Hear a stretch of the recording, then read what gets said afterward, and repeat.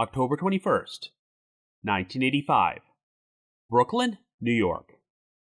3 days after she is born, Marlene Santana is carried out of Brookdale Hospital by her mother, Francesca Santana, before they are confronted by a woman who had been seen hanging around the hospital nursery earlier that night. The woman points a gun at Marlene and orders Francesca to walk 6 blocks before she abducts the baby and escapes in a car being driven by an accomplice. There is speculation that the woman may have kidnapped Marlene in order to raise the child as her own, but she is never identified and no trace of Marlene is ever found. After that, the trail went cold.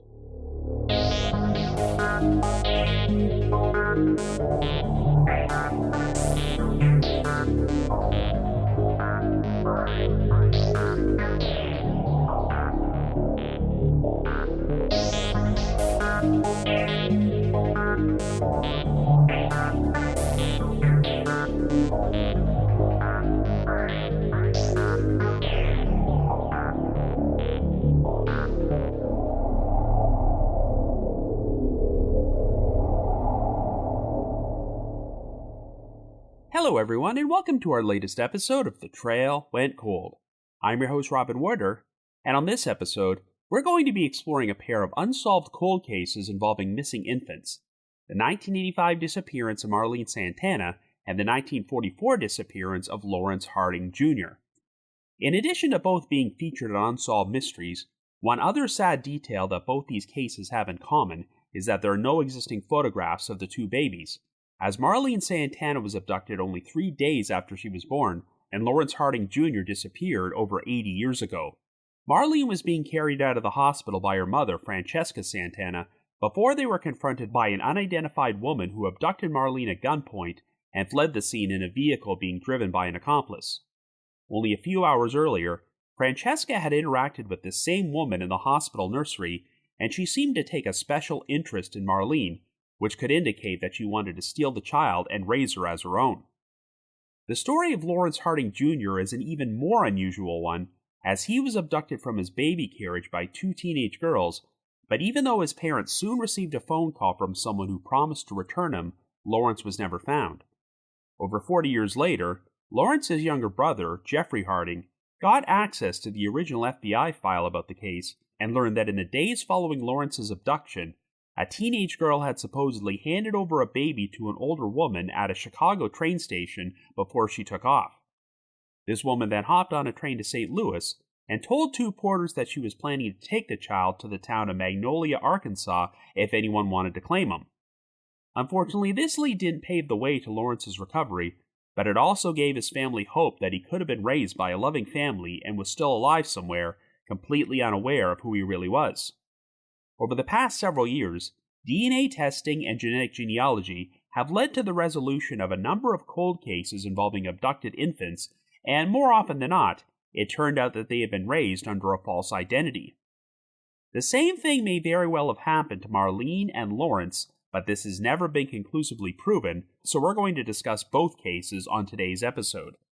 I'll start off by sharing the details of Marlene's case before I provide my theories and analysis, and then I'll do the same thing with Laurence's disappearance.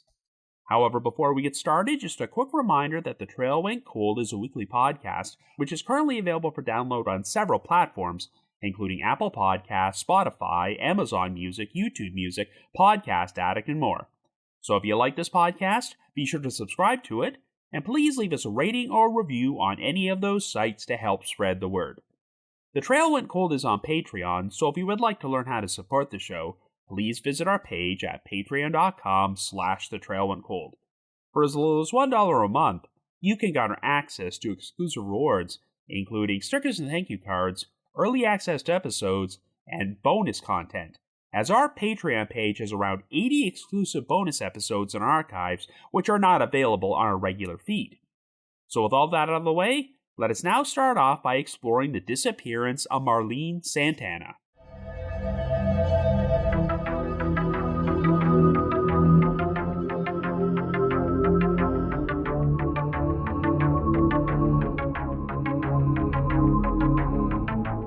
Our first story begins in Brooklyn, New York in 1985. On October the 18th of that year, 24-year-old Francesca Santana went into labor and checked into Brookdale Hospital in the Flatbush neighborhood in order to give birth. Francesca was a naturalized American citizen who originally hailed from the Dominican Republic. Francesca and her husband, Juan Tomas Santana, who went by his middle name, had 2 other children, a 5-year-old daughter and a 3-year-old son, that were both born in America. At this particular point, the family was residing in Santo Domingo, where Tomas co-owned a car wash, but since Francesca wanted her 3rd child to also be an American-born citizen, she decided to temporarily move back to New York and has spent the past 3 months managing a family-owned grocery store. After Francesca checked into Brookdale Hospital, she gave birth to a baby girl named Marlene, and while her husband and 2 other children had to remain behind in Santo Domingo, Francesca was planning to bring her newborn daughter there to meet them later that week. However, the child developed a slight case of jaundice, a condition that develops when there is too much bilirubin in your blood. So Marlene's skin and the whites of her eyes became yellow, and the hospital decided to keep her for a few additional days as a precaution. Finally, 3 days later, on October the 21st, Marlene was given a clean bill of health, and Francesca was preparing to take her daughter home when she went to see her in the nursery at around 7 p.m. While she was there, Francesca was approached by a woman who appeared to be between the ages of 24 and 30. She was later described as being a Caucasian woman with Hispanic features, but no accent, and approximately 5'2" and 130 pounds with dyed reddish blonde hair. The woman said she had come there to see another baby, but complimented Marlene by calling her the most beautiful and well-behaved baby in the nursery. The 2 women soon parted ways, and 2 hours later, at around 9 p.m., Francesca officially checked out of the hospital with Marlene and was joined by her cousin and sister-in-law who planned to take her home. After the group walked out the hospital entrance, the same woman from the nursery came up to them and asked Francesca where she was going.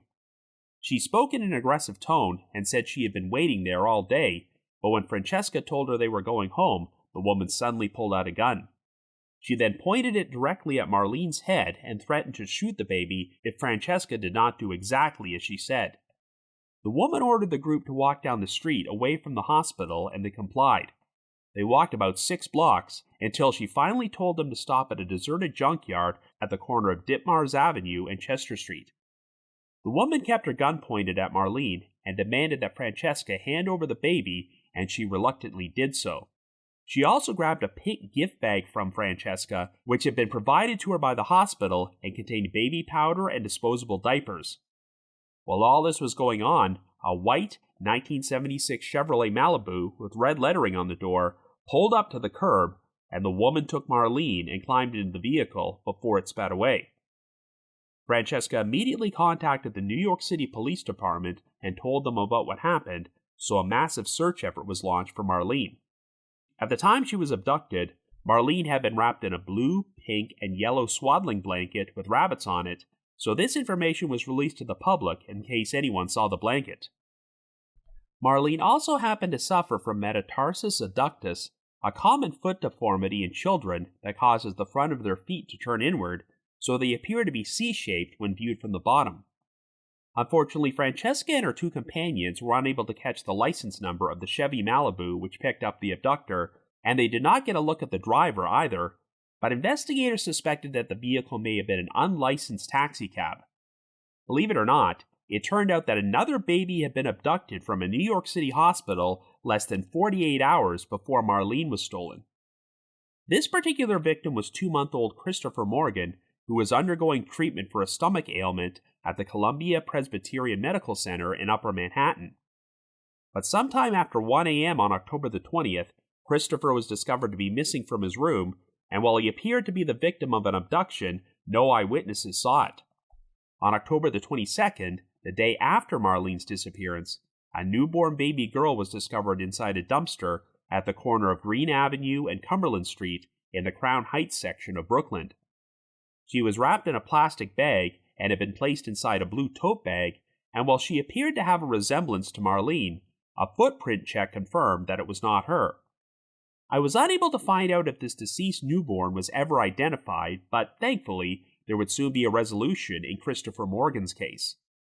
On October the 23rd, an anonymous phone call led police to an apartment in Harlem, and Christopher was found there unharmed.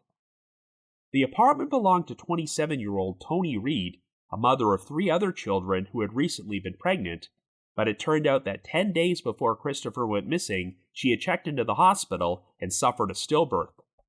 Since Reed's common-law husband was not present when the stillbirth took place, she actually kept this news from him and instead told him that their newborn son was sick and being kept in the hospital to recover. Reed went to the Columbia Presbyterian Medical Center to visit a friend who was being hospitalized for a concussion, but as she was leaving, she heard Christopher crying inside his room, and since there were no witnesses around, she made the impulsive decision to kidnap the child and bring him home, where she attempted to pass him off as her own newborn son. Reed was arrested and charged with second-degree kidnapping, but while police looked into possible connections between the 2 cases, they ultimately ruled out Reed as a suspect in Marlene's abduction. Investigators theorized that much like Toni Reed, the mysterious woman whom Francesca encountered at the hospital nursery may have recently lost a child or was unable to have children, so she decided to abduct a newborn and planned to raise Marlene as her very own.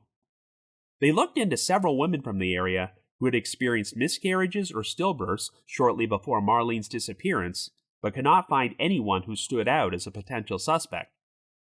Since the woman appeared to have an accomplice who drove her away from the scene when she kidnapped Marlene, another possibility was that she could have been involved in an illegal black market adoption ring and sold Marlene to someone else.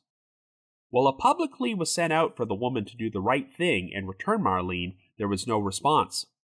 1 month after Marlene's abduction, the Santana family offered a $25,000 reward for her safe return, and it would later be up to $25,000, but unfortunately, the investigation failed to turn up Marlene or her kidnapper. Francesca was left so traumatized by the experience that she no longer felt safe living in the United States and permanently relocated to Santo Domingo. Francesca and her husband Tomas would go on to have 2 more children and started up their own small supermarket, but every year on October the 18th, they would have a birthday party for Marlene in her absence and held out hope that she might be returned to them someday. Since Marlene's family never got the opportunity to take photographs of her, a composite sketch was created in 1987 to show what she might look like at the age of 2. Another sketch was created 1 year later to show what she might look like at age 3, and in both cases, Marlene's older sister was used as a guide to estimate her appearance. Composite sketches would also be created and circulated for Marlene's unidentified female abductor, and they would be showcased on an episode of Unsolved Mysteries, who produced a segment about the case, which was featured in an episode that aired in January of 1989. If Marlene Santana is still alive today, she would be 39 years old at the time of this episode's release, and will be turning 40 7 months from now, but unfortunately, she continues to remain missing. So I guess you could say, the trail went cold.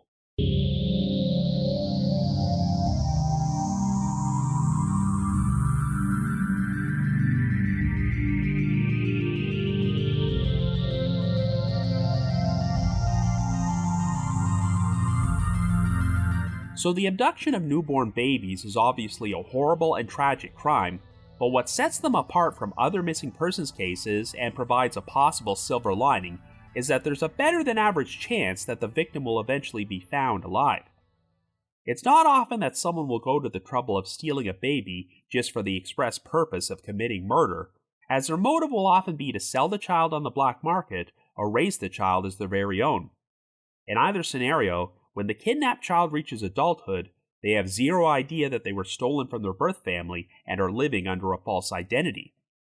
When the Unsolved Mystery segment about Marlene Santana originally aired back in 1989, they had a brief section at the end where the show profiled some other missing infants, and one of these cases also took place in New York City and wound up being solved 2 decades later.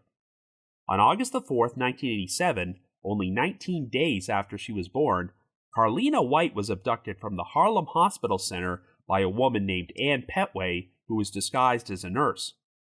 Carlina was subsequently raised by her kidnapper under the false name Nettie Nance, but in 2005, she became pregnant with her first child and asked her so-called mother to provide her with her birth certificate so she could get health insurance.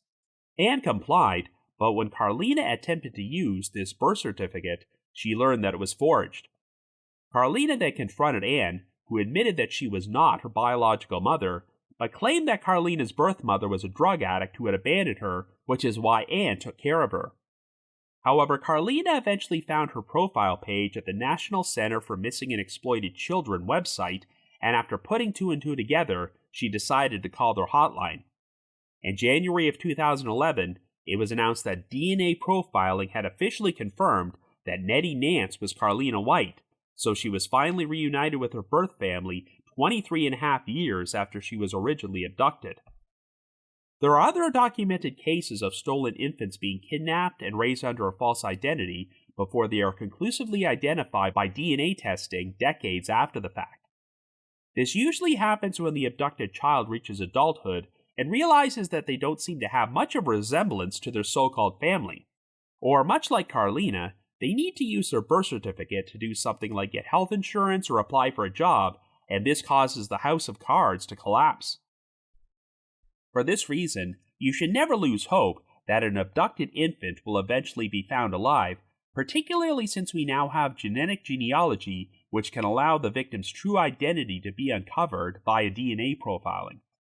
But unfortunately, not all of these cases wind up being solved. I'm sure many of you have watched the Stolen Kids episode from the Netflix reboot of Unsolved Mysteries, which chronicled the disappearances of 2-year-old Christopher Dansby and 20-month-old Shane Walker, a pair of infants who went missing within 3 months of each other under eerily similar circumstances from the same playground at the Martin Luther King Jr. Towers in 1989. I covered this one back on episode number 62 of The Trail Went Cold, and have always remained optimistic that one or both of these children will eventually be found alive under a false identity, but even after 3 decades, this is yet to take place, and the same logic applies to Marlene Santana. On a side note, when you couple in these 2 Harlem cases, Carlina White and the kidnapping of Christopher Morgan, which took place less than 2 days before Marlene's disappearance, it really does seem that an abnormally large number of infants were abducted in New York City during the 1980s. Before we discuss Marlene's case any further, I suppose we should address the elephant in the room, and that's the possibility that this alleged abduction never happened, and Marlene's mother, Francesca Santana, was actually responsible for her disappearance. I know that law enforcement has never given off any indication that they believe Francesca is lying, but this has not stopped people from directing suspicions towards her and online discussions about this case. The biggest issue is that Francesca's cousin and her sister-in-law backed up her story, and if they lied for her, I have my doubts that they would be able to keep their mouths shut for nearly 40 years. Now, it is true that it does not sound like there are any independent eyewitnesses outside the family who witnessed this mysterious woman pull a gun on Marlene and force Francesca to walk 6 blocks before stealing the baby. And it does seem unusual that the hospital would discharge Francesca at 9 p.m. and let her walk out the front door alone, as I hear it's a more common practice for mothers and their newborns to be discharged during the daylight hours and brought outside by the staff in a wheelchair. But Marlene had to stay in the hospital for a few extra days because of jaundice, so perhaps Francesca didn't want to pay for an additional night there, and since she had her cousin and sister-in-law with her, who were presumably going to drive her home, she didn't have any concerns about her safety. It's certainly odd that this woman was allowed to walk into the hospital nursery and look at the babies, but you have to remember that 1985 was just a much different time, and I'm sure that security was not as stringent. Besides, from what I've read, Brookdale Hospital was not located in the nicest neighborhood and has never had a particularly great reputation, so I can see why a crime like this could take place without anyone seeing anything. You also have to remember that Francesca went on to have 2 more children after Marlene went missing, so I just don't see what motive she would have had to get rid of this particular child if she was planning to have more of them. So unless I hear evidence suggesting otherwise, I'm just going to assume that Marlene's abduction took place exactly how Francesca described. So considering what happened with Christopher Morgan, it's reasonable to assume that the woman who abducted Marlene may have suffered a miscarriage or a stillbirth, or was incapable of bearing children at all, so she decided to steal a baby for herself. It sounds like Christopher's kidnapping was not even a planned crime, as Tony Reed was visiting a friend at the hospital when she suddenly saw Christopher crying, and made the spontaneous decision to steal him and pretend he was the stillborn child she had lost 10 days earlier. However, it sounds like Marlene's kidnapper showed up at the Brookdale Hospital nursery with the express intention of abducting a newborn. According to Francesca, this woman told her that she was there to see another baby, but felt that Marlene was the most beautiful and well-behaved child in the nursery, so perhaps she was scouting and deciding which one she wanted to steal. It obviously would have been impossible for the woman to take a child directly from the nursery, but she may have selected Marlene because she knew that Francesca was going to take her out of the hospital soon, which is why she waited by the front door for them to leave. Francesca said the woman's personality shift was quite jarring because she was as nice as could be in the nursery, but threatening and aggressive when they crossed paths outside. And before you think of criticizing Francesca, her sister-in-law, or her cousin for not putting up more resistance against the woman, keep in mind that she was not pointing her gun at them. She had it pointed directly at Marlene's head, so you can only imagine how shell-shocked they must have been and why they were willing to comply. Investigators believe that the vehicle that picked the woman up may have been an unlicensed taxicab, but I seriously doubt it just happened to be passing by at that very moment. I think the woman forced Francesca to walk to that specific junkyard 6 blocks away because she knew an accomplice would be waiting there to pick her up. In many of these other infant abduction cases that have wound up being solved, it turned out the kidnapper was working alone, but here, there appear to be at least 2 people who were in on it and have managed to keep their mouths shut for nearly 40 years. The presence of this accomplice is the one thing which gives me pause about the theory of the woman stealing Marlene for herself. I can't imagine too many people would want to assist someone with kidnapping a baby unless the driver was the woman's spouse and they figured this would be the only way they could have a child of their own.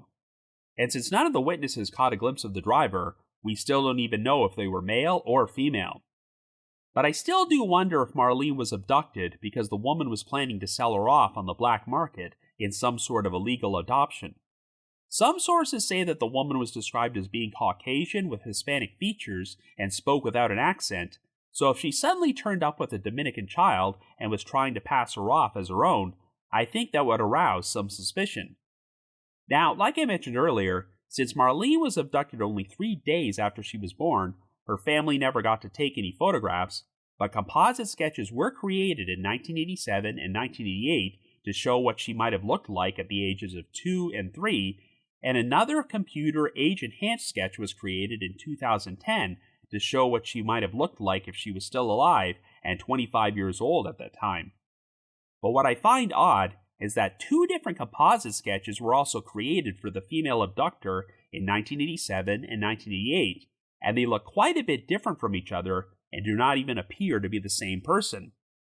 The woman in the 1987 sketch seems to have thicker, more flowing hair, whereas the woman in the 1988 sketch appears to have a flat-top haircut. And not to make light of the whole situation, but she kind of has a resemblance to Gozer, the villain from Ghostbusters.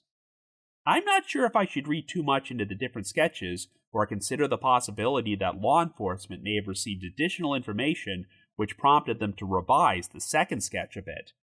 Whatever the case, if anyone has ever popped up on the radar as a compelling potential suspect to be this woman, investigators have never publicly said so.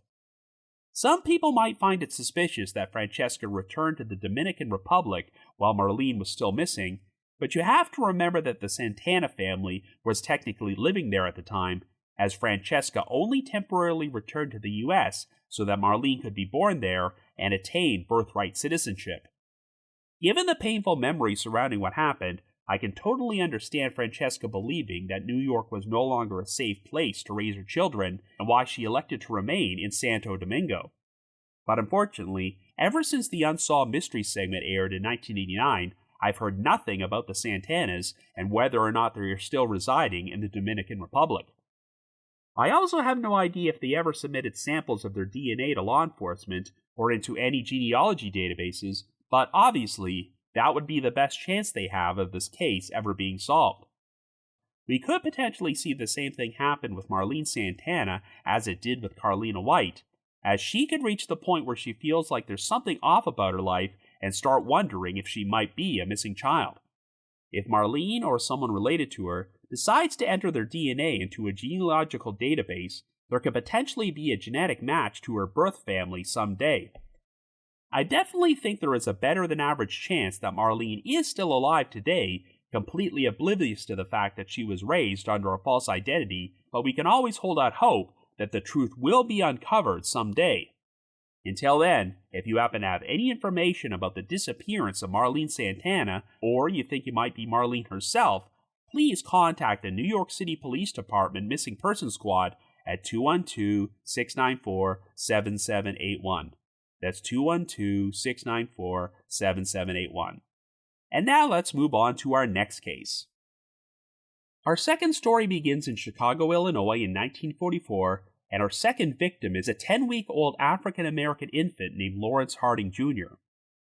Lawrence's parents are Margaret and Laurence Harding Sr., who is a corporal in the United States Army, and the family lives in a basement apartment on Rhodes Avenue. On the afternoon of June the 30th, Margaret put Laurence into a baby carriage and took him to a nearby corner market. Shortly after they arrived, a pair of African-American teenage girls looked down at Laurence and remarked to Margaret about what a beautiful baby he was. After she purchased some groceries, Margaret started wheeling Laurence back home and noticed that the same two girls appeared to be following them in the distance. Even though Margaret did not recognize these girls, she was not concerned about them and just figured they might be heading in the same direction. After Margaret arrived at the entrance to her basement apartment, she parked the carriage in the yard and noticed that her upstairs neighbor was out on her balcony. Margaret asked the neighbor if she could watch over Laurence for a few minutes while she took the groceries inside and put them away. The neighbor agreed, but shortly after Margaret went into her apartment, the neighbor momentarily took her eyes off Laurence, and when she looked back in his direction, she discovered that the same two girls from the store had snatched the baby from his carriage and were running away with him. The neighbor called for help, and Margaret immediately came outside, but even though she saw the two girls carrying Laurence in the distance and attempted to pursue them down an alley, they soon disappeared from sight. Margaret then contacted the Chicago Police Department in order to report her son missing. The FBI were soon notified about what happened and were prepared to take over the investigation if it could be established that Laurence was taken over state lines, which would have made his kidnapping a federal crime. 3 days after the abduction, Margaret and Laurence Sr. received a phone call from an unidentified young female who said she was one of the girls who took Laurence Jr. but was planning to return him. When Margaret asked when she was going to do this, the caller abruptly hung up, and unfortunately, she did not make good on her promise, and the Hardings never heard from her again.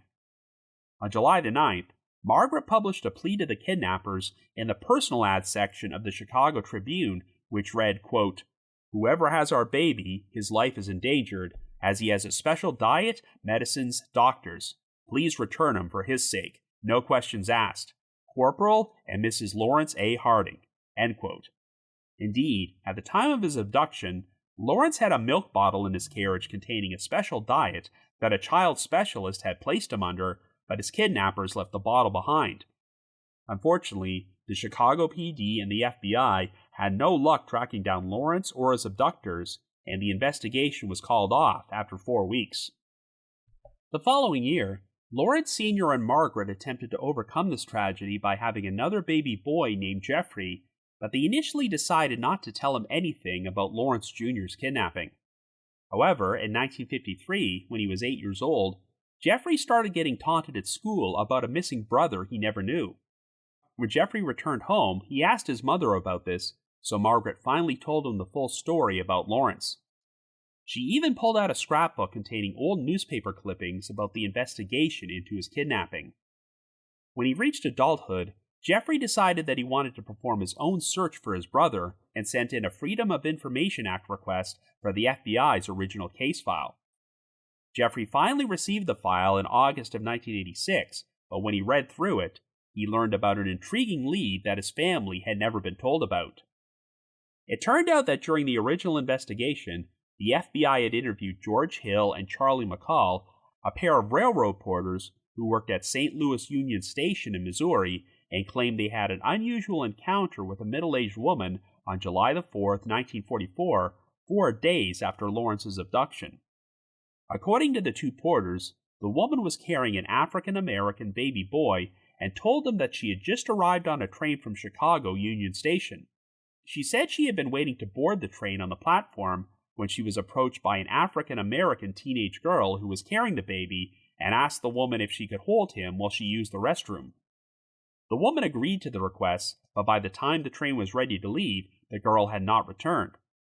The woman said she decided to board the train with the baby and figured the girl would already be on there, but after the train left, the woman performed a search for the girl and was unable to find her, so it became apparent that she was not on board. When the train arrived in St. Louis, the woman approached Hill and McCall and asked that if they happened to encounter a teenage girl who was looking for a baby, could they please let her know that she was going to the town of Magnolia, Arkansas. The woman also apparently said that she had 9 children of her own, so taking care of another one was no big deal, and the girl could come pick up her child in Magnolia. After the 2 porters parted ways with the woman, it does not appear they were approached by a girl who was looking for her baby, but they eventually shared their story with the FBI. Well, Jeffrey believed that this mysterious baby may have been Laurence, but the woman from the train station was likely not involved in his kidnapping.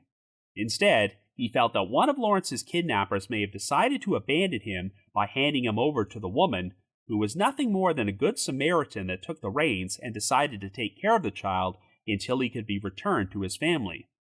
If no one ever claimed him, then perhaps this woman took Laurence to Magnolia and decided to raise him as her very own, so if he was still alive somewhere, he may have been completely unaware that he had been stolen from his birth family.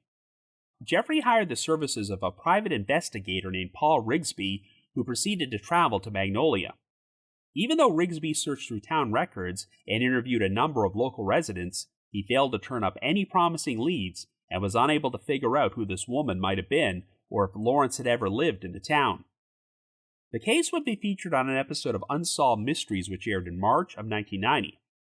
If Laurence was still alive at that point, he would have been a few months shy of turning 46 years old, so Jeffrey was holding out hope that Laurence or someone else who knew him might be watching the show and come forward.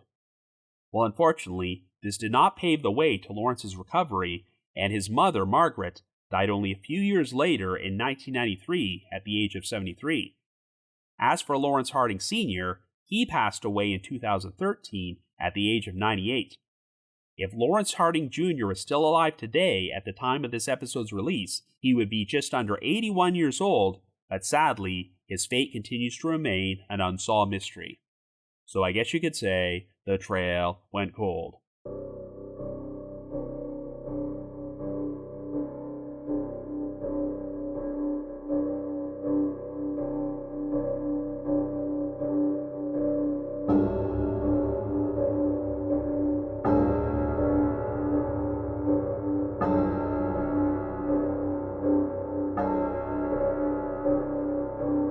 Now, the disappearance of Laurence Harding Jr. is undoubtedly a very sad story, but what's particularly frustrating is how little information is available about it. I mentioned earlier that it does not appear that any photographs of Laurence exist, as even though he was 10 weeks old at the time of his disappearance, cameras were considered to be more of a luxury item during the 1940s, so perhaps his parents did not own one and never got the opportunity to take a photo. If you go to the profile page about this case at the official Unsolved Mysteries website, the cover photo is a screen grab of the baby who was cast to play Laurence in the show's reenactments. Unlike Marlene Santana, no age-enhanced composite sketches were ever created for Laurence, and he's not listed on any of the major missing persons websites out there like the Charlie Project and the Doe Network. Other than the Unsolved Mysteries segment, there is virtually no information about this case available online besides a couple of brief articles about Laurence's kidnapping at newspapers.com, which were published in various Chicago newspapers in 1944. But considering that it was a case about a stolen baby, and the FBI became involved in the investigation, Laurence's story really did not get a lot of press coverage at all. It sounds like the authorities pretty much just gave up after only a few weeks, and if Jeffrey Harding hadn't made a FOIA request for the original FBI file and uncovered a promising lead to suggest that Laurence might still be alive somewhere, this story likely never would have been featured on Unsolved Mysteries and faded into complete obscurity. Even though Laurence's disappearance was the result of a crime, Unsolved Mysteries billed his case as a lost love segment, and the show did have a successful track record of reuniting people with long-lost family members whom they had not seen in several decades. And since some of those stories even took place prior to 1944, it's not like finding Laurence would have been an impossible task.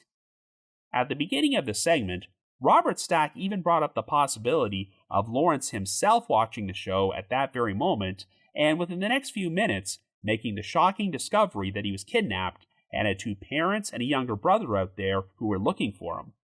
Indeed, a number of the show's lost love segments wound up being solved when the long-lost relative or someone who knew them just happened to be watching and called the show's telecenter, but unfortunately, that was not to be the case here.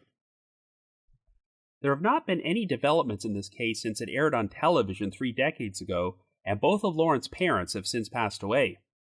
I know that Jeffrey left a few comments on the profile page at the Unsolved Mysteries website back in 2020, and if he is still alive today, he would now be about 80 years old.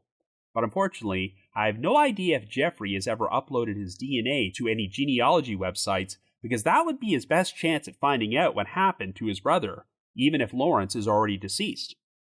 If Laurence reached adulthood and had children of his own, it's possible he has other relatives who have uploaded their DNA into some genealogical databases and could potentially match Jeffrey.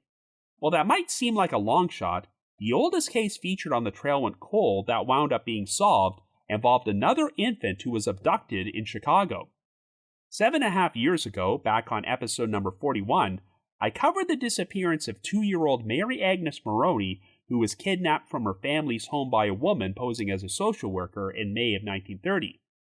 Well, just 2 years ago, in February of 2023, it was announced that the case had been solved, as genetic genealogy wound up linking the DNA from Mary Agnes's relatives to the descendants of a woman named Jeanette Burchard, who had died of natural causes in October of 2003 at the age of 75. While we will probably never learn the full truth about what happened, it seems likely that the woman who kidnapped Mary Agnes raised her as her own child under a false identity, and Mary Agnes went on to live a full life and have a family of her own, but never found out that she had been stolen from her birth family before she died. For all we know, the same thing could have happened to Laurence, and he either passed away without learning the full truth, or he's still alive out there somewhere today. But of course, an additional complication is that Laurence may not have been raised by the actual people who kidnapped him. Before I start talking any further about the case, I want to do the same thing I did with Marlene Santana's family and curtail the idea that Laurence's mother, Margaret Harding, was responsible for his disappearance and fabricated the entire abduction story. I've seen no indication from law enforcement that they did not believe her story was true, and I'm sure her upstairs neighbor corroborated that she saw 2 teenage girls stealing Laurence from his carriage before they ran away. And besides, the Hardings had Jeffrey only about a year after Laurence went missing, so much like with the Santana case, it makes no sense for the family to get rid of their baby and then go on to have more children. However, I will admit that the circumstances of Laurence's disappearance are quite bizarre. In Marlene's case, you can understand how the events played out, as her abductor likely went to a hospital nursery in order to scope out a baby to steal, and Marlene wound up being the unlikely victim. But here, it appears that Laurence was abducted by a pair of teenage girls who just impulsively decided to steal the child only a few minutes after they saw him. Margaret said that she took Laurence to the corner market to buy some groceries, and these 2 girls complimented her on what a beautiful baby he was before they followed her home and took him. But did they just make this decision on the spur of the moment? Did they say, "Hey, this baby looks cute, let's follow him home and kidnap him"? Did these girls not have parents who wondered why they suddenly had a new baby in their possession? Margaret has always maintained that she didn't know or recognize either of these girls, but there's no way they could have anticipated that she would bring Laurence to the market or would leave him unattended outside her apartment for a few minutes. I mean, teenagers can be very impulsive and do dumb things without thinking, and this would fit with the scenario of a teenage girl abandoning a baby with an older woman at Chicago Union Station 4 days later. If this baby was Laurence, then perhaps the girl didn't realize the full ramifications of her actions and feared that she would get in serious trouble, so in order to absolve herself of responsibility, she decided to hand Laurence over to a stranger who looked like they were honest and trustworthy and would take good care of the child. Well, even though Margaret said she didn't recognize the two girls, I guess it's possible that they had seen Margaret and Laurence around the neighborhood on a previous occasion and decided they were going to abduct the child. This could be supported by the fact that the Hardings received a phone call 3 days later from a female who said she was going to return Laurence but never followed through. Even though Laurence's kidnapping got some coverage in the local media, I never found any articles which publicly shared the Hardings' home phone number. Did this caller just randomly look up their name in the phone book after it was published in the newspapers, or did they already know who the Hardings were? Of course, the alternate possibility is that the caller wasn't actually one of the abductors, but rather some prankster who read about the case in the newspapers and wanted to torment the family. But it is interesting timing that this incident with the girl giving away the baby at Union Station took place only 1 day after the phone call, as if she wanted to desperately separate herself from the situation. The Hardings never received any ransom demands, but given that they were living in a basement apartment at the time, I have my doubts that they had much money anyway. I suppose that Laurence could have been taken as part of a black market illegal adoption ring, but I'm not sure if someone would hire a pair of teenage girls to steal a child, and like I mentioned earlier, how could they have known Margaret would take Laurence to the market on that particular day at that particular time? I think it's most likely that one or both of the girls wanted Laurence for themselves and hoped to raise him, but soon realized that they were in way over their heads. Now, I will add the disclaimer that even if the story about the girl giving away the baby to the woman on the train platform is true, we still can't be 100% certain that the child was Laurence, as it very well could have been another teenage girl who had her own child she could not handle and decided to give away. And while that might seem like too much of a coincidence, let's not forget that Christopher Morgan and Marlene Santana were abducted from 2 separate New York hospitals on consecutive days, and the crimes had no connection to each other, so stranger things have happened. If Laurence wound up in the hands of a caring woman who raised him, then that's probably the best case scenario, but my biggest concern is a detail which was not mentioned during the Unsolved Mystery segment, and that's the fact that the Hardings had to place an ad in the newspapers pleading for Laurence's safe return because he had a special diet and medicines he needed to take. A milk bottle containing a special diet for Laurence was left behind in his carriage, and Margaret said that she feared his health would be affected by improper feeding. So even if Laurence wound up in the arms of a caring person with good intentions, I'd hate to think of him suffering serious health problems or dying because of this. For all we know, Laurence could have been becoming ill while he was in the custody of his kidnapper, which is why she decided to give him away to a stranger. Anyway, the big problem with this whole train station story is that we don't have any conclusive proof that it actually happened. All we have is a third-hand account of the incident shared by a pair of railroad porters in an FBI interview, which Jeffrey did not read about until over 40 years after the fact. What's particularly frustrating is that even though the woman with the baby supposedly told the porters that she was taking him to Magnolia, Arkansas, we have no idea if the FBI actually traveled there to investigate this lead back in 1944. While Jeffrey's own private investigator, Paul Rigsby, traveled to Magnolia and failed to turn up anything of value, this was 4 decades after the fact. If the porters were telling the truth, it's incredibly odd that after being handed a baby in Chicago and taking him on a train trip to St. Louis, this woman would not elect to go to the authorities and instead approach 2 porters and ask them to give a message to some random girl they didn't know. Yes, I guess it's possible that the woman didn't want to involve the police because she feared the girl might get in trouble or the baby would be placed in foster care, so she thought it would be best to keep the child in her custody until things were sorted out.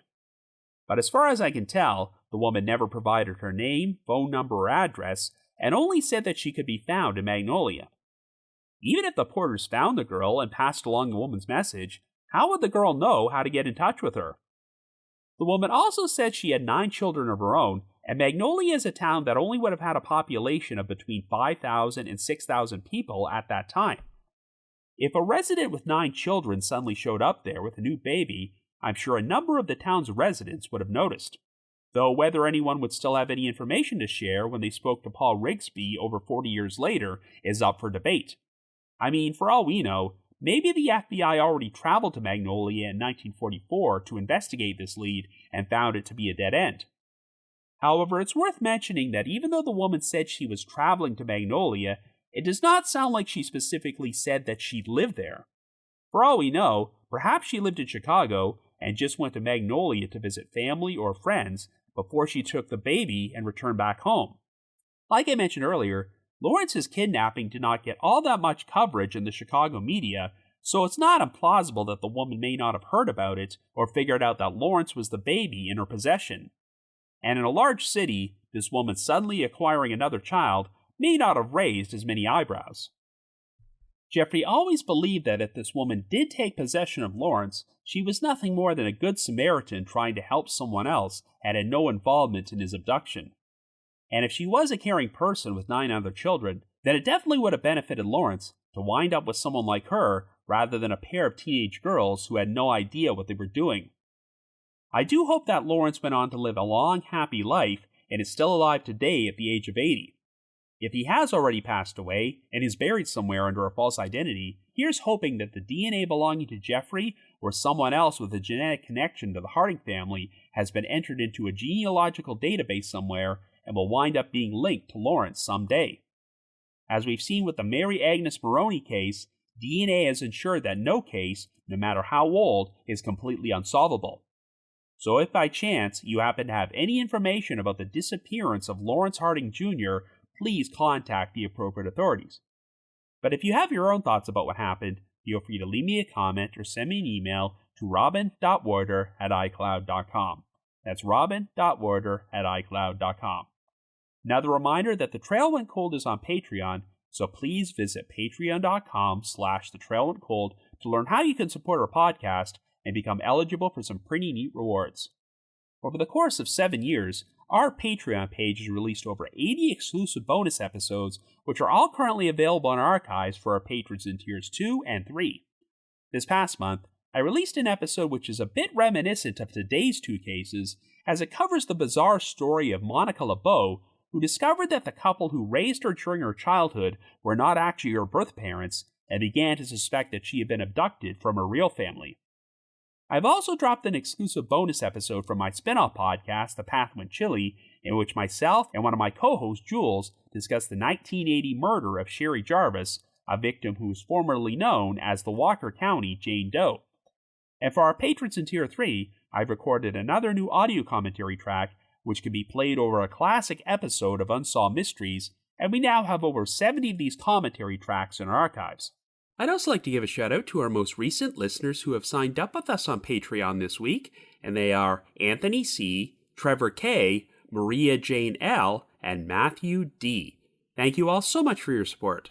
I'd also like to remind everyone that 2 weeks from now, The Trail Went Cold will be appearing at a new event called Advocacy Con, which is taking place from March the 28th to the 30th at the Indianapolis Marriott East Hotel in Indianapolis, Indiana.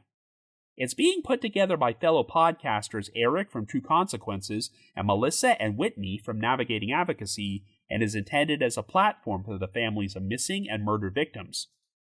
We have a specialized promo code you can use to get a discount on tickets, so if you would like to attend, please visit their website, advocacycon.com, and use the code TRAIL10 to get 10% off. Once again, the website is advocacycon.com, and the promo code is TRAIL10 for 10% off tickets. I just wanted to give another shout out to my supporters at the Unsolved Mysteries message board at the Sitcoms Online forum and the Unresolved Mysteries subreddit.